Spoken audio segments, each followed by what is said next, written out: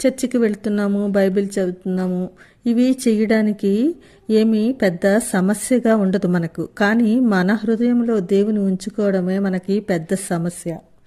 మన హృదయ శుద్ధికి మనం చేయవలసింది మనం దేవునితో, మనుషులందరితో సమాధానం కలిగి ఉండటము, వ్యభిచారానికి దూరంగా ఉండటము, మోసాన్ని, కపటాన్ని, అబద్ధాన్ని దూరంగా ఉంచడం, వాటిని ఖండించడము, వాటిని వదిలిపెట్టడము, దేవుని ప్రమాణాలకు అనుగుణంగా మన బాహ్య ప్రవర్తనే కాదు, అంతరంగ ప్రవర్తన కూడా అలాగే ఉంచుకోవాలి.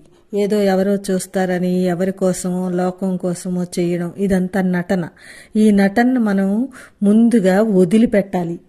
ఆయన మన హృదయాలను తనకు ఇష్టమైన వాటిని కోరుకోవాలని ఆయన అనుకుంటున్నాడు. అప్పుడు మన జీవితాలు ఆయనకు ఇష్టమైన రీతిలో ప్రతిబింబిస్తాయి.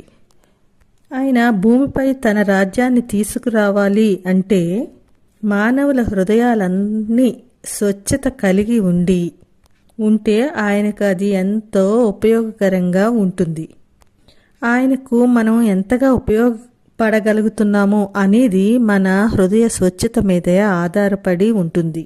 అలాగే ఆయనపై ఉన్న విశ్వాసం, ఆయనతో సన్నిహితంగా ఉండడం. కీర్తనలు 51:10 చూసుకుంటే దావీదు అంటున్నారు, దేవా నా యందు శుద్ధ హృదయం